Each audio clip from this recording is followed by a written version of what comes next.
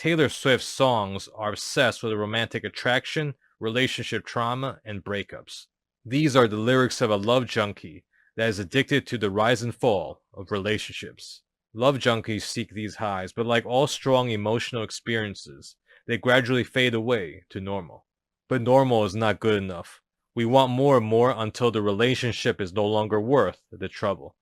Taylor's albums claim to process her emotions through songwriting. It would seem that this would serve as a catharsis and a signal to move on. Yet for the most part, she frequently sings about the same romantic scenarios. She repeats herself over and over again. This repetition occurs throughout her 11 albums, often in more and more subtle and artistic ways. So it seems that the relationship trauma still exists. The person indicated by the lyrics seems lost and repeating the same mistakes over and over again in her life. While there's some truth in her lyrics, there's also a great deal of fiction. All of this is part of the multi-billion-dollar Taylor Swift franchise. Taylor Swift's life and songwriting become a cycle of sorts. This interestingly matches Buddhist concepts about the cycle of suffering. This is a psychological teaching that's proven in Buddhist psychology and also Western psychology, and has a 2,500-year track record. The bottom line is that this chasing of sensual pleasures, feelings, and experiences has no end to it. Buddhists call this phenomenon mental impressions, perceptions, intellectual activity, and judgments. In the Pali scriptures, it said that sensual pleasures are hollow, deceptive, impermanent, and false.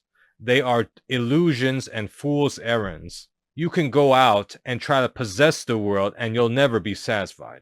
In Buddhism, suffering arises when people cling strongly to their feelings, their identities, and their experiences. They could cling onto other people or even ideas, all sorts of things. This clinging creates all sorts of suffering. It is only letting go, and I emphasize this, letting go that ends the cycle of suffering. Letting go of people, experiences, and feelings of any sort. The real and fictional personas of Taylor Swift songs indicate they're missing the core concept of Buddhist liberation. She is missing true wisdom about her true condition and about herself. Despite creating a huge body of work, the lyrics of Taylor Swift seem to be very confused about what real love is. I'll be very simple. In romance, there are short-term relationships and there are long-term relationships. Short-term relationships are heavily hinged on sexual and romantic attraction. That early, idealized vision of the other person, combined with a huge relief one feels when they are no longer single. Longer-term relationships and successful marriages are very different. When I say real love, I'm saying love that has survived the most time, pressure, and stress. My personal benchmark is a relationship that has lasted at least for 10 years. Love needs to be tested and put into the pressure cooker. Cheap and easy love is love that's untested.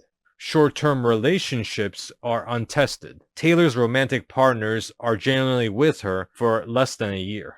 She had one 6-year relationship. I personally do not take relationships that have lasted only 1 year that seriously. Even a 6-year relationship is not fully proven.